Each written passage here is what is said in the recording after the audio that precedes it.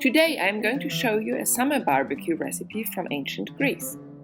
Athenaeus, in his Deipnosophistae from the 3rd century, quotes the poet Sotades about his favorite tuna recipe. And he likes to keep it simple.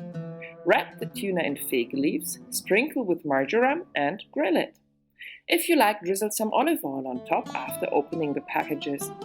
I serve the grilled tuna with bread, cucumber salad, pearl barley and lentils, all available and commonly eaten in the Mediterranean at the time.